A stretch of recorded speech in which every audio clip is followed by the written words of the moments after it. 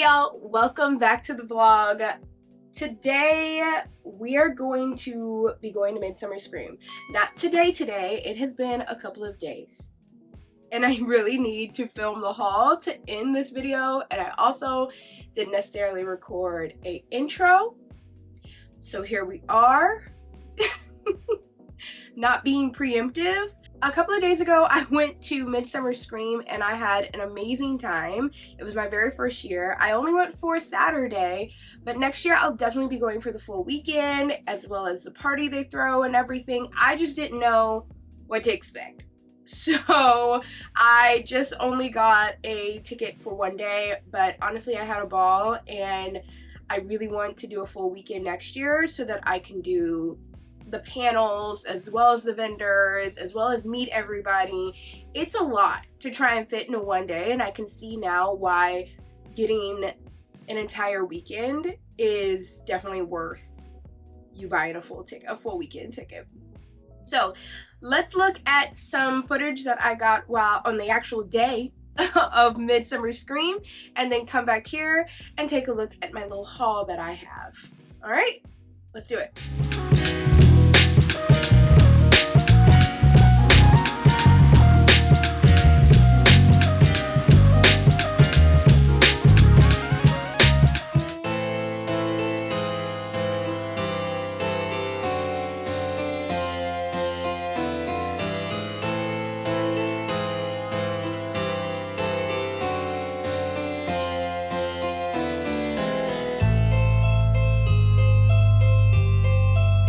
We are in Long Beach. Woo! We are going into Midsummer Scream. We got lucky with parking. I'm so excited. Are you excited? What are you excited for? I'm excited for your excitement. You can definitely tell who wanted to buy the ticket. All right, y'all. I'll check back in once we get inside.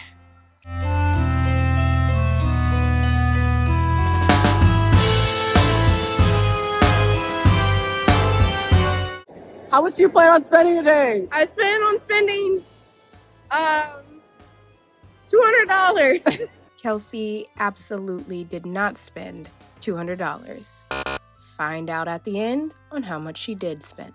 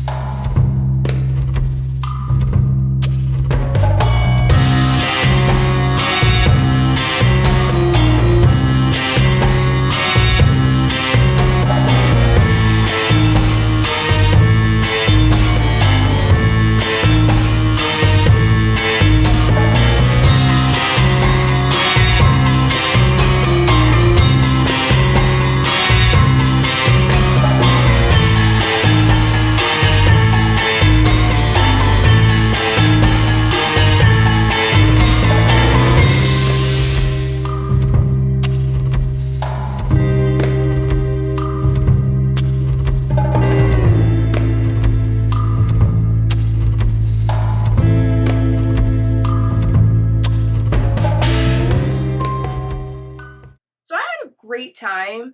As y'all could see, I finally met Christy and AJ from In Love with Horror. Go check them out if you haven't. Their page is amazing, especially if you're into horror movies. They review every and all horror movies that are out and that are coming out, and they're just a great couple, and they're amazing. They're just like great people as well. So it was great to finally meet them and have breakfast, but I missed so many other people because there's just so much going on all weekend, as well as the fact that the Long Beach Convention Center has horrible service. And I found out that's because the convention center apparently like knocks out the Wi-Fi and the service so that you'll get their Wi-Fi. It's crazy. We got that inside info from a vendor. It was so much fun. I really, really want to go again next year. I'm so happy that I finally got to go, and I definitely see it as something that I'll go to year after year. So it was a ball. Seeing all the costumes that people come up with, I swear, I was talking to somebody else about this. I feel like every artist either loves Halloween or Valentine's Day because they're both just creative holidays. Like, if you're an artist and you go, oh my god, I'm obsessed with Halloween, I'm not surprised because Halloween is such a creative holiday between the costumes and the decor and just being over the top for no reason but the fact that it's a holiday and it's like allowed. It's why the horror and Halloween community is so creative with their solutions and with what they create and everything. It really was just amazing to kind of walk around and see the costumes and everything. Let's look at what I ended up getting because y'all know I got stuff. Now, did I get what I wanted? What I was looking for? What I was going to this convention thinking, this is exactly what I want? Yes and no. I will say, I don't know if I have to be the change I want to see, but why is there not a lot of the craft merchandise or creations? I feel like even if you go on Etsy, I see t-shirts, I maybe see a mug or two, pins, tons and tons of pins. And personally, while I sell pins in my store on Etsy, I personally don't really find a lot of opportunities to wear pins. Like, you either have to collect them and you leave them on a pin board. When it's the winter time here in LA, I get to wear my leather jacket and I can put some pins on there every now and then. But other than that, I have no real opportunity to wear pins, or it just doesn't fit my whole thing. So I'm just kind of like depressed because I feel like there should be so much. I feel like I hear so many people say all the time that they love the craft. And with Rachel True being such a pivotal, like, black witch who has survived decades of not having any black witches as representation, I just feel like we can't get nothing. Like, it is not just of Rachel True's character, but just period. I just feel like I walked around and I didn't see anything from the craft. I even spoke to another vendor about it because she had a great pin that said, "Would you like to be our fourth?" She had a hilarious story that somebody who didn't get it walked up to her and said, "Oh, does that mean you're pansexual?" And she goes, "No, it means that I love the craft and I want to call the corners." We were also just talking about, like, we just have not seen much of the craft. Like, you get some t-shirts, you get a bunch of pins, maybe a cup now and again that says, like, "We are the weirdos, mister." But there's so much from the movie, and that movie is referenced so much amongst people who love, like, 90s witchy stuff, that it seems strange that we don't really have much more than that. They never got their own dolls. So I don't know. Maybe I have to be the change I want to see and start making some merch that involves the craft, because I know I'm not the only one looking for it, and maybe that's a market that we need to be looking into.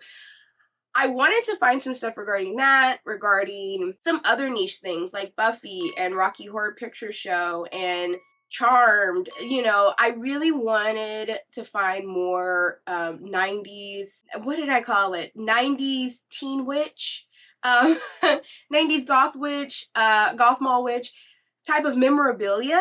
And there just wasn't a lot. Now, keep in mind, I am going to show you that I did find something that was Rocky Horror, and I did find a Buffy t-shirt, but I really wanted something that was like a figure, like a decor piece or a collectible piece, and I didn't really see that. So that was a bit of a disappointment. But there was amazing things that are created. I just didn't see much in regards to what I was looking for, which was that, as well as vintage Halloween. Velvet Apparition was there and absolutely love their picks. I mean, just I look at their page all the time. However, I just look because their prices are just it feels unaffordable. I love collecting vintage stuff, and as my last video talked a lot about, going on eBay, going thrifting, really hunting for these things, you can find vintage Halloween for affordable prices. And I think that a lot of, I don't want to say a lot, I feel like there are some resellers and collectors who resell their vintage Halloween at extremely high prices and honestly kind of make collecting vintage Halloween inaccessible for people who aren't necessarily out there hunting themselves. And I understand, yes, of course, there's got to be a fee for you doing the hunting in the first place, and you have to make a profit. But when you look at a figure that is maybe 2 inches tall, and it's, you know, some classic figure from the 70s, while definitely vintage and beautiful and you've done work, charging $80 for that piece kind of feels aggressive. And it's just been something that I've always felt about vintage Halloween resellers who aren't necessarily working on eBay or in these other spaces, but working on Instagram or at flea markets, antique markets, and antique malls. Sometimes I feel like, you know, we look at vintage Halloween as something that can be inaccessible for people who are just starting out, and it very much is. I feel like that thought process comes from a lot of flea markets and antique mall sellers upcharging so much on especially smaller items that it feels almost like a luxury to be able to collect vintage Halloween. And as I've shown you on my channel on multiple videos, that's not the case. I still have things behind me that I'm still bringing in from eBay and from other places and like shopping thrift stores and everything. And I think it's also affecting whether or not we see Halloween in our thrift stores. I know that this was supposed to be a Midsummer Scream vlog, but please bear with me as I, of course, go on my tangent that I classically do. We are seeing less and less Halloween in thrift stores every year. I feel like it used to be so easy to find Halloween in thrift stores. And while being from the Midwest, I know that, you know, to my Midwest viewers, that's probably still not a problem for you all because, again, Ohio and the Midwest, like, basically invented fall and Halloween. And I feel like there's always more Halloween that's getting put back in the store. Somebody's grandma's always clearing out their garage or whatever the case is. But as for other areas, and especially for California and LA and higher metropolitan areas, I feel like we do not find Halloween in the stores hardly ever anymore. You may see a pumpkin here or there, a little bit of tinsel, plateware, plastic, like melamine plateware, we see a lot of. I do not need a melamine bowl, like, at all. And I think that that's because people realize the value in those vintage goods, those Halloween goods, and instead of donating them, they're simply reselling them, or they are donating them and resellers are getting to these thrift stores, you know, every single day looking for it to resell. It's just something that I've noticed, and it's gotten worse and worse over the years as Halloween as a holiday has grown in popularity. As I've talked about on this channel many different times, I have many theories as to why that is. I'm still saying Christmas, you know, you go into a place like Savers and you're still getting at least some vintage Christmas here and there. I'm certain that somebody who pays more attention to Christmas collecting would tell you, yeah, but it's also gone down a lot too. But Halloween especially, I feel like Halloween, you used to go into a thrift store and be able to find vintage Halloween anywhere. And now it really feels like a huge hunt. And not even a hunt in the sense of, oh, I'm finding some things, but I don't feel like that's really my vibe. But no Halloween anywhere in the store. That's my little rant. I am a huge proponent of not hating every single reseller. I think that, you know, there's a skill to collecting and knowing the value of certain things. And I think that that's, you know, profitable and valuable job decision career and everything to be a reseller, especially of vintage goods. You're saving a lot of these goods from getting just thrown away or trashed. And as we know, that unfortunately sometimes becomes the case with a lot of things that are from yesteryear and vintage. However, when you don't have any like affordable goods in your store, it sometimes is questionable on what is considered profitable and what is just simply considered, oh, this is the value over profit. And I've seen Velvet Apparition both at now in person, now at Midsummer Scream, as well as the Spooky Swap Meet from my halfway to Halloween video that is also thrown by the creators of Midsummer Scream. And while I love their choices and their picks, and there of course is tons of skill and labor that goes into finding those things in such great condition, when you're looking at candlesticks that are $50 and they're LED vintage candlesticks, and I just showed you the other day a bunch of vintage LED candlesticks that I got from the thrift store for $6, you have to go, okay, how much of a profit are you taking? You know, how much is value and how much is profit? As opposed to, you know, of course, when you see a paper mache pail in fantastic condition, which is, you know, unheard of, finding things at like a lower price of, you know, $20-$30 is just like highway robbery for the seller themselves. Those things are worth so much. I wanted to talk a little bit about it because I do feel like as Halloween is growing in popularity, there are plenty of people who do appreciate that vintage, retro, primitive even Halloween look, and some people may take advantage of the fact that it's becoming harder and harder to find those things because of resellers seeing the value and the uptick in the holiday and people collecting those things. That's it. That's all.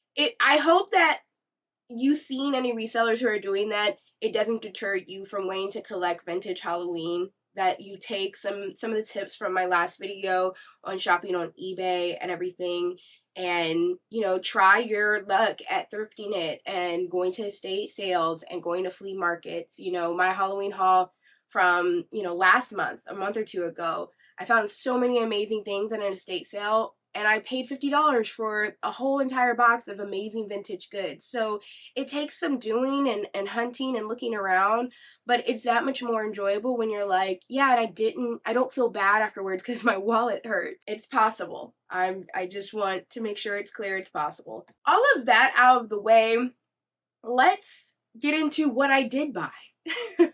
I started off the day at Memento Mori.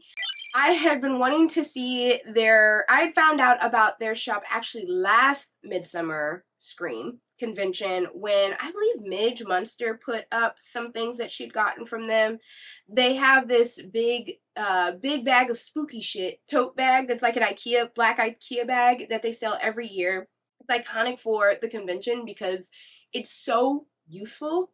I bought it myself and it's affordable. It's like $12 or whatever, and it's really so useful. And I went and I was going to get a pin because they have these amazing animated pins where you can spin things and turn things and open things on their tarot cards. But again, I was just like, I have no use for a pin though. I don't even know where I would put a pin. So I ended up pivoting and I got one of their candles. I hadn't heard much about their candles, but I started smelling them and they have the wood wick on them, which I love. I love the crackling sound and it's just a cleaner burn. They're soy candle, hand poured and cruelty free. This one is called Calm and it's got Earl Grey, birch, and vanilla. It's been sitting in here and they don't have tops on them, so just a heads up on that. My office smells so good. It's got this, I'm a huge fan of a clean, sweet smell. It's like Irish Spring with like a musk or a vanilla type of scent to it is the best way that I can describe it. I don't know, but it smells divine. I've not burned it yet. I'm currently burning my apple orchard candle that's a dupe for the Martha Stewart Frankenstein candle that I really, really loved because of how fresh it was, but I just, you know, price point. And speaking of price point, this was pricey. I'm not gonna lie, this candle was $30. I'm not necessarily proud that I spent that much on this candle for me to burn it, because I am a burner of candles. If it is not figural, if it's not a figural candle, I will burn the candle. I really wanted it. So we're going to just say that I bought a $30 candle. It's amazing though. I may not burn it every single day. It may get burned only on special work days that I really need it. But it was pricey. Yeah, so we're starting there. We're starting there. After that, we did keep walking around, and I was in search for, again, some vintage goods for my witch apothecary section, because that's something that I really need to kind of fill out. And I know that until I clean out and go through all of my Halloween collection, I may have more than I think I do. That's also why I really want to get to cleaning out my Halloween collection one of these weekends that I'm free, because I don't really want to get much more as far as, and I say that now, but I keep going on eBay. But I truly don't want to get much more that is not on theme, especially with crafting coming up. I mean, there's only so many days in a month and only so many dollars in my pocket. And at some point we have to go, okay, that's it. And like I said, Marshalls and Home Goods, other than trying to find those Martha Stewart candles, I'm good.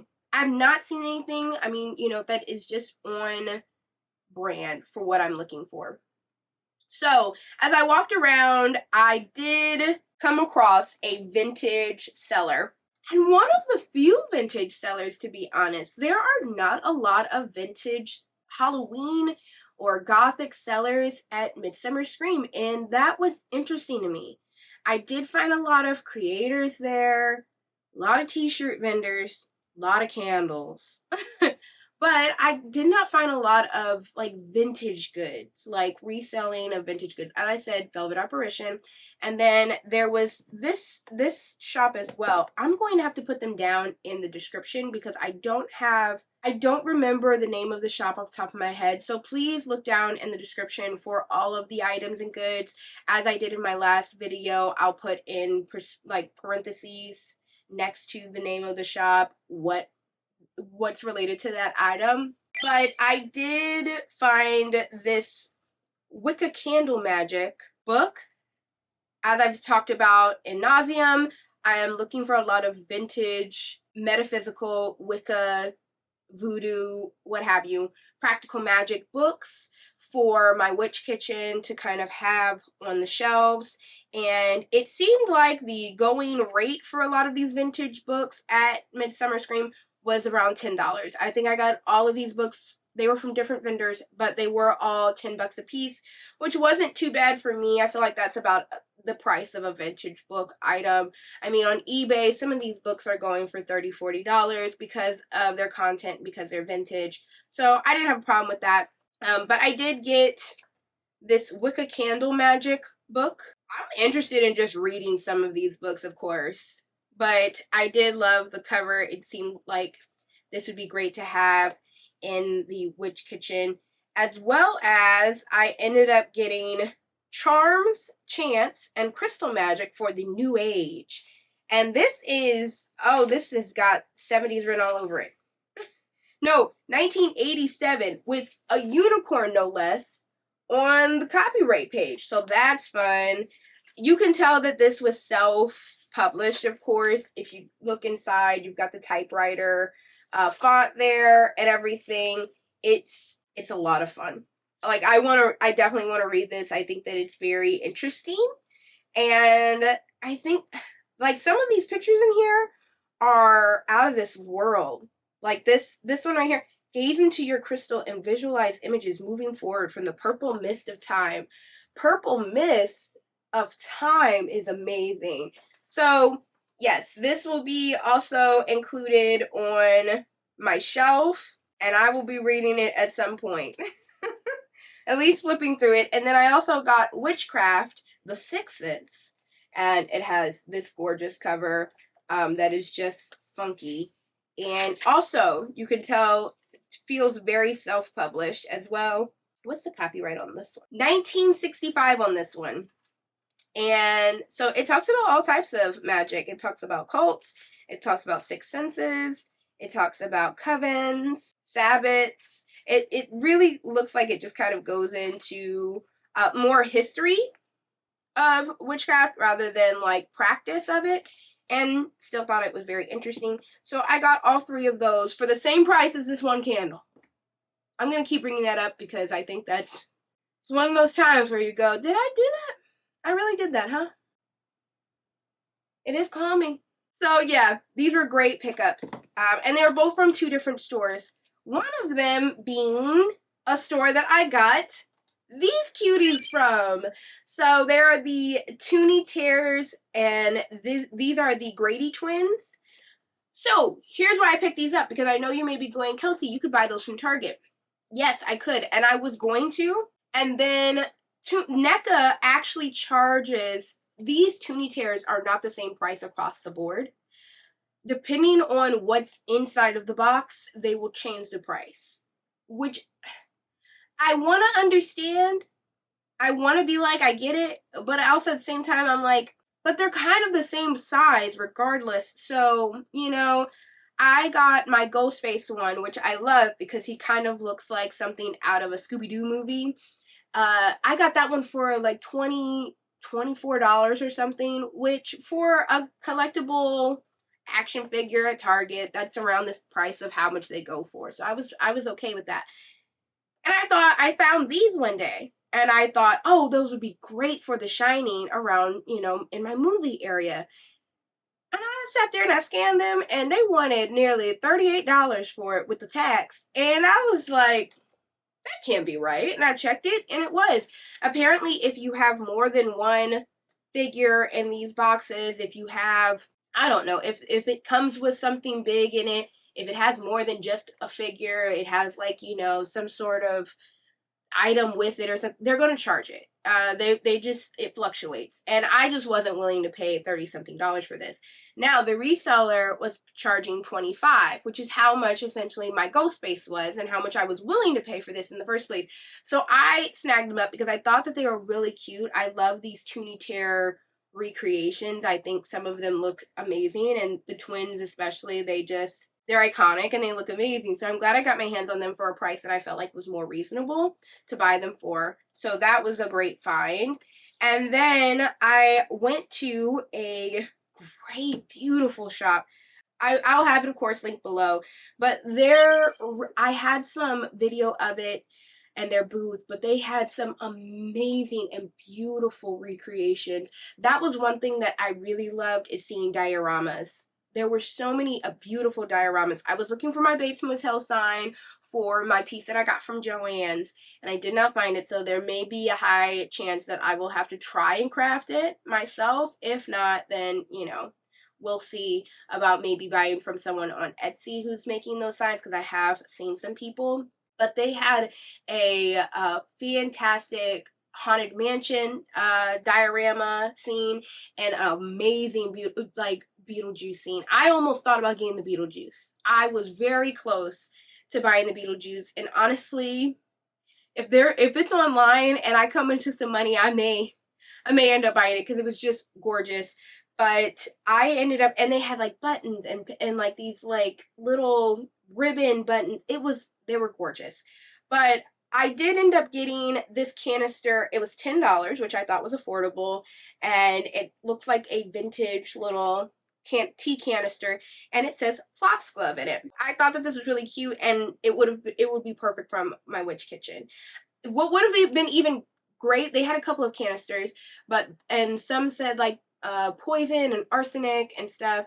This felt like the most realistic as far as, you know, something that looked real. The other ones, they looked great, but didn't necessarily look realistic. Like, I don't think that arsenic would have been, you know, in a canister like this. I would have loved like Wolf's Bane.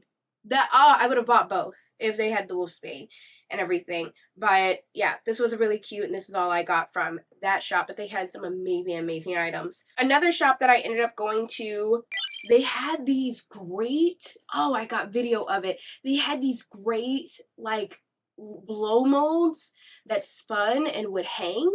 there were like skull heads and a Frankenstein and an eyeball. They were amazing. And honestly, they were priced really great. For the same price as some things that I saw that were like $300, you could get these humongous, like the height of this, like just huge LED, like not even LED, blow molds for $300, $200. It so amazing.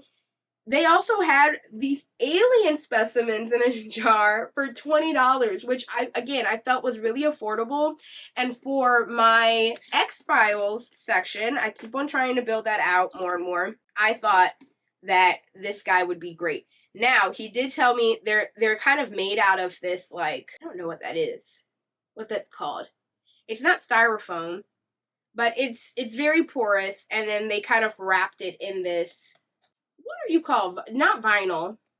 Ugh, my mind is leaving me on like materials. But it's kind of wrapped in this like, it's still porous. So you've said like if you're going to plan to put water in these jars, which they're packaged that way for you to like possibly do so, make sure that you only put it in there for maybe 3 days at the most, or you seal it. So I don't know if I'm going to put it in water because I don't really want to deal with that at the end of like the Halloween season, having like this water specimen to deal with, but I do think that it looks really great in this jar. And once I take all this stuff out and everything and maybe label it with my like label maker, it'll look like something out of the basement of X-Files. So I thought this was really great purchase and a lot of fun. And then I ended up going into, they have like a whole section that's more of their creations and artists. And I found a great print as well as a really fun piece. This print is a Rocky Horror Picture Show print, and I'll show a close-up of it. But it's actually a card, but I loved how small it was, so I ended up getting the card to like frame as a print. And again, I didn't find much Rocky Horror Picture Show like memorabilia or merch. I saw some people dressed up as Dr. Frankenfurter and Columbia, which was so much fun and so great to see. But I love this print. I wanted just something small, and so this was a fun pickup.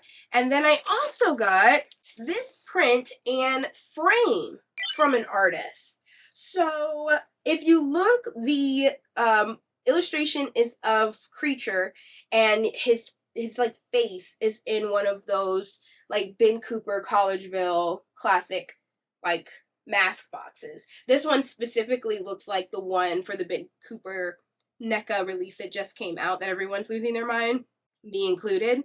And I loved this print, but I'm a big like, again, I have tons of prints throughout my house, and so sometimes it becomes an issue because I'm just like, I don't know where to put prints anymore. But what sold me was this frame they had made. So they had used, just like in my tombstone video that I crafted last year for our outside. Go check that video out if you have any plans to do a graveyard this year. I had a lot of fun doing that, and I have plans to possibly do it again this year, but I need to find some better solutions for keeping my gravestones up. They used some of the same technique, but I hadn't seen it done in like something like a frame like this. And I thought that was so cool. I absolutely loved it, and I thought it was so much fun. So that was a big seller for me. I like ended up buying one of their framed photos, and it was so worth it. I just, looking even at it now, they completely like made the back of it, and it was just a lot of fun. I did have him, he had another picture in there, and I was like, would you be open to like changing out the frame? So I need to probably super glue like the little clasp in there to make sure they don't come out, but so that it's changeable. But I mean, I don't even know if I need to do that because I'm not changing it out and like at all. So that was another pickup that I found, and I absolutely love that. Then I found, this was a splurge buy for certain, and my cousin is a enabler because I wasn't gonna get it, and then she was like, well, you've been wanting to sketch more, and then you do have the witch kitchen, so this could work for both things, and it's only $40, and it's so high crafted, which it is. Let me be honest, at $40, I really think that this was affordable. It's a leather bound journal. For me, it's a sketchbook. So it just has a bunch of blank pages, but the pages, oh my god, you can feel the tooth of the paper. As in, any artists out there know what I'm talking about. But there is just, it's got so many signatures. Like, I don't know how many, there's 5 signatures in it. It's a pretty thick book. There's a lot of pages in here. And the tooth, it feels like luxe. It just, it's so, so nice. And one thing that I've been wanting to do for a very, very long time and I've been struggling with is getting back into sketching. Every time I do it, I'm so happy that I did it, but then I find myself slipping back into not practicing and it becomes an issue. So I really want to give myself, especially as I'm gearing up for Trick or Sweet, my October, like, Inktober challenge that I've made myself. I really want to maybe work out some sketches in here. I want to really use this as a sketchbook and something that I care about and carry around and everything. So I did get this. Does it also double as something for my witch kitchen? Absolutely. Look at the threads of the binding. I love it. For $40, this is leather bound. It has this little clasp on the front of it and everything. It has all of those signatures and the paper just feels fantastic. I'm honestly surprised it was priced at $40. So it was a splurge in the sense of like what the item is, but as far as how much it costs, I wouldn't necessarily say that. So I'm so happy to have this. And then last that I actually got at the convention is this Buffy t-shirt. I love it. I absolutely love it. I haven't had any Buffy the Vampire merch. Really, last year I got really lucky with finding a action figure of Buffy at an antique store for a great price, and so I have that and it's on my shelves all year. Last year I ended up watching all of Buffy and becoming obsessed and loving it, absolutely. And I didn't have any merch, and I loved this t-shirt. I got a double XL because I want to kind of wear it as a shirt dress. But it has Spike on it, who I personally love. Like, I ship Spike. Honestly, like, when he went downhill in regards to, like, his storyline, I was so depressed because he deserved so much more. Like, my heart was broken far too many times between Spike and Oz not getting any sort of closure with his character. I'm just like, who cares about Angel? So, anyways, my little spew about that. But I love this shirt. I thought it was perfect. They had a hoodie that had this design on the back, and then on the front, it said Sunnyvale High Class of 99, because that's where Buffy and her friends are, like, from, Sunnyvale. I almost got that, but I love this print so much, I didn't want it to just be on the back.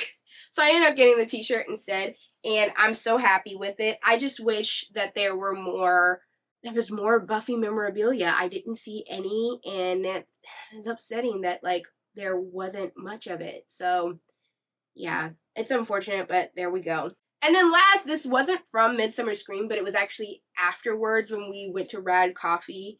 It's like about 10 minutes from the convention. It has a horror arcade and just has great, amazing coffee. Because I'm a huge coffee drinker,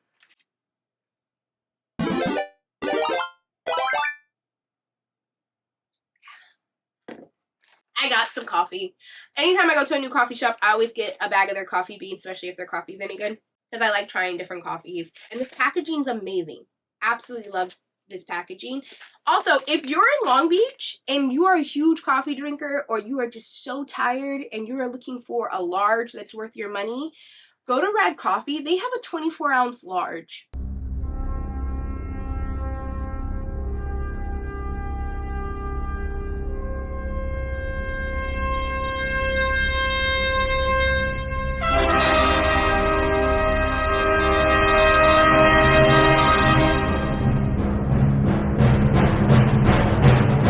For $3.19. I went and I asked that woman, hey, can I have a large? And she said, sure, a large? I said, yeah. She was okay. Then I go pick up my coffee. That thing was this big. Not joking. I have never seen a coffee cup so large. I didn't even know they made them that big. And it was only $3.19, which is just a steal. Coffee was amazing. Did I drink it all for once? No, I did not drink all of my coffee because that was a huge amount of coffee. But it was delicious. So I'm not mad at it whatsoever. If you're ever in town, they should be marketing that, like world's largest coffee. I did really enjoy it, and I enjoyed coming in. They have a great Scooby-Doo arcade machine. That was a lot of fun. And we had a great day. It was a fantastic day. I had so much fun at Midsummer Scream. I can't wait until next year. Now that I'm more prepared and I understand what to kind of expect, I'm like, okay, buy a full weekend. This is how you do your week and everything. So I'm looking forward to just next year already, because I already got it all planned out. I am very happy with what I did find. At the beginning of the day, I had my cousin ask me, we were going to do a reel, but I had my cousin ask me, how much do you plan on spending today? And I said $200. And I have to say, I was very close, but I spent $246. I'm not mad at it. I was very close. What put me over probably was this candle. What put me over was probably my purchases at Memento Mori. I needed that bag. That bag helped me out. But this candle was the main thing that really put me over. This was the splurge of the day. Well, thank y'all for watching. I had just a ball that day, and I can't wait for next year. Next videos coming up, we're talking about books again. I have these are not any of the books that I am reading in that book. My wrap up and my TBR or anything. These are all for research. But I do have my July wrap up and my August TBR video coming up next. This one's gonna be a strange one, because July was a strange reading month, and August is going to be a strange reading month, because I'm doing something very out the box. So subscribe down below if you're interested in that. I have a bunch of Halloween crafting coming up soon, and at least probably a haul or two left before the end of my hunting this year, and going into like, okay, we're just crafting and now we're decorating, because we're starting to wind down. We've got about a month left, August, and then all my decorations go up in September for 2 months. So I know it sounds crazy. I know we're only barely getting through the summer, but that's the timeline. Subscribe down below if you enjoyed today's video today. Expect a lot of fun Halloween videos coming up soon, as well as some horror and thriller book content. We still do that on this channel. I know we've had a lot of hauls and a lot of Halloween lately, but we're still doing the books on this channel, so don't you worry if you did subscribe for that. And, oh, my emoji. What emoji? If you made it to the end of this video, please put 5 jack-o'-lanterns in your comment. Instead of you choosing your own this time, I'm gonna say like a number of an emoji. 5 jack-o'-lanterns down in the comment, please, if you made it this far in the video. Thanks y'all for watching. I'll see you on the next one. Bye!